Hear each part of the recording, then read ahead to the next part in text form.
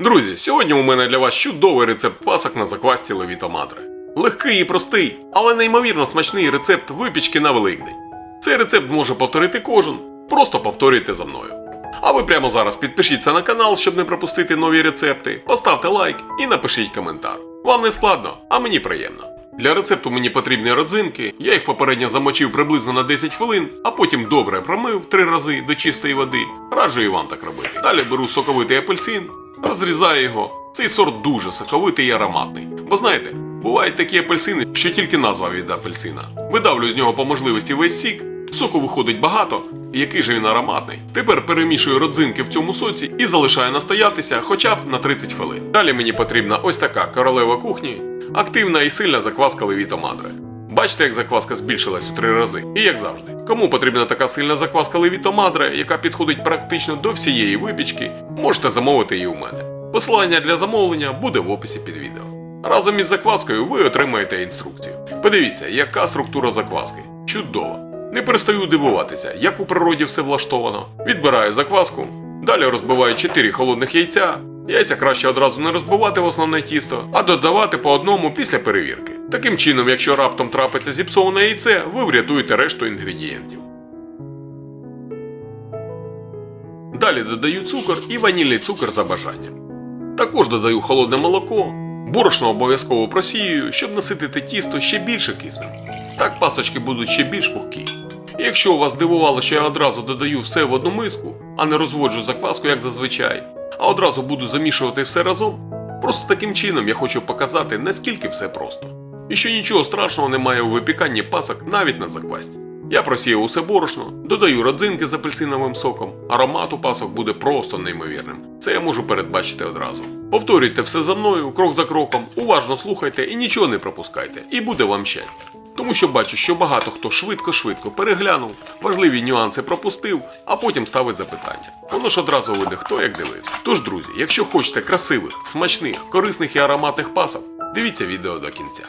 Замішуємо тісто. Бачите, я навіть рукою не замішую. Можете теж так. Або вінчиком, лопаткою чи ложкою, як вам буде зручніше. А може, все ж таки рукою. Тісто потрібно добре замісити, це займе десь 10-12 хвилин.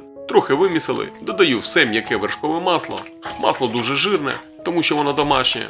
І далі продовжую добре вимішувати тісто. Повторюся, що це займає десь 10-12 хвилин. Тут не лінуйтесь, адже це напряму вплине на структуру м'якуша. Якщо тісто добре не вимісти, то воно може бути навіть резинчатим. Тож замішуйте добре.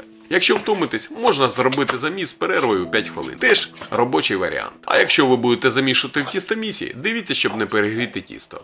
Місіть на маленьких обертах і, думаю, 7-8 хвилин буде достатньо. Але, звичайно, потрібно спостерігати за станом тіста. Так, вимісив тісто, збираю, накриваю і залишаю на 30 хвилин відпочити при кімнатній температурі.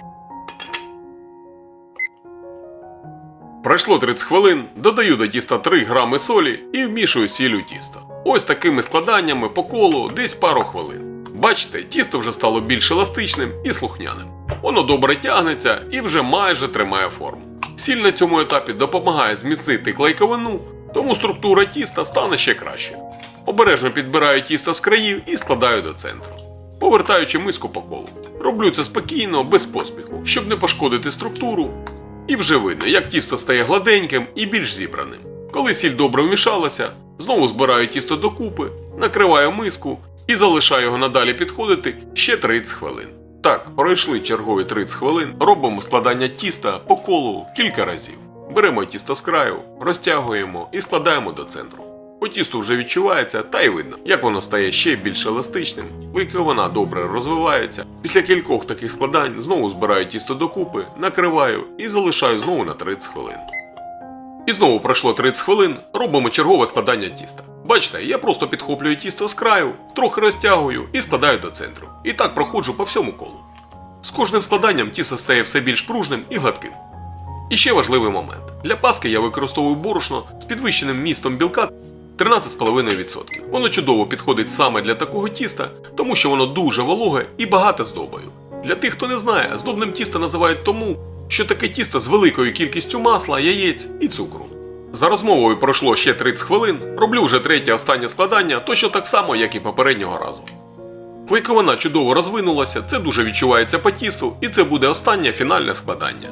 Далі накриваю тісто харчовою плівкою. Чому плівкою? Тому що під кришкою тісто все одно підсихає. І відправляю тісто в холодильник на холодну ферментацію на 12 годин. Температура в холодильнику у мене 7 градусів. Пройшло 12 годин, дістаю тісто з холодильника. Видно, що тісто пористе, але залишаю його так у мисці ще на 2 години при кімнатній температурі. По закінченню 2 годин з власного досвіду рекомендую додатково змащувати форми для пасок. Я змащую маслом хі, а ви вже самі дивіться, чим змастити – рослинною олією чи маслом. Далі поверхню стола змащую трішки оливковою олією, щоб тісто не сильно прилипало. Перекладаю тісто на стіл. Подивіться, яке воно чудове. Що колір, що текстура, що аромат, повірте. Далі заповнюю форми для пасок тістом, і тут важливий момент. Заповнюйте форми лише до половини, не більше. Це дуже важливо, якщо не хочете, щоб паски розтеклися напік. І неважливо, який розмір для пасок, будь-яку заповнюємо лише до половини, не більше. Трохи розправляю тісто за допомогою лопатки, змоченої у воді. Ось так воно все виглядає. Накриваю харчовою плівкою і рушником зверху.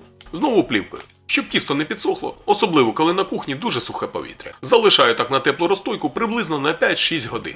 Тісто має збільшитися мінімум на 30%.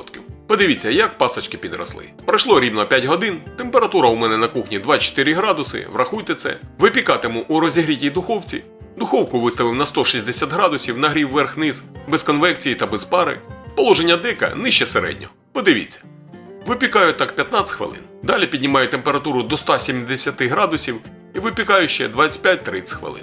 Найменше загалом випікаю всього 30 хвилин. Пам'ятайте це, щоб вони не пересохли. Дістав паски з духовки і даю їм повністю охолонути. Поки паски остигають, зроблю білкову глазур. Вона робить паски красивими, смачними і святковими. У мене тут 2 холодних яєчних білка, до них додаю 50 грамів цукру і збиваю до сильних піків.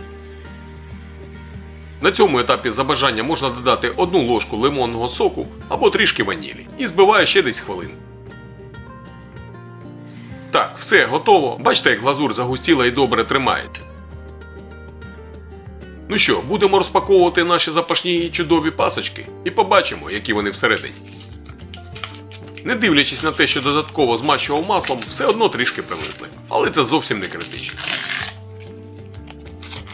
Ну що, чудово пропеклись, і так як я казав, що можна було ще годинку їх потримати на розстій. Тоді б вони були ідеально гладкі на поверхні. Але знову ж таки, це зовсім не критично, так як ми їх будемо покривати глазур'ю.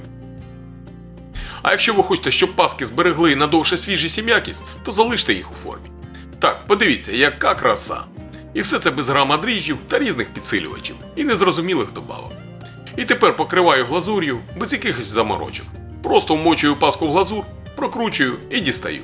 Якщо потрібно, поправляю трішки лопаткою. І готово. І так роблю з усіма пасками. Друзі, тут кожен уже по-своєму проявляє свою фантазію. Так, як вважає за потрібне. Мені подобається так, а вам як? Напишіть у коментарях.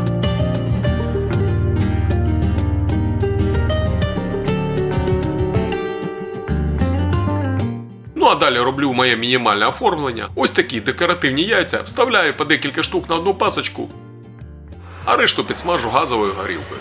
Як вам такий ефект? Таке мінімальне і легке оформлення, яке може повторити кожен, думаю, без проблем. Подивіться, яка краса. Паски дуже ароматні, як на мене безумно красиві, і що дуже гріє душу, вони не заквасті. Пройшли холодну ферментацію, від чого їхня якість ще більш покращується. Вони в міру вологі і скажу, на другий день вони взагалі в топі. Подивіться, який м'якуш, неймовірно красивий, а смак. Та що тут говорити? Спробуйте і зрозумієте все самі. Друзі, я думаю, цей рецепт заслуговує на лайк, коментар і підписку. Усім вдалої випічки і до зустрічі у наступному відео.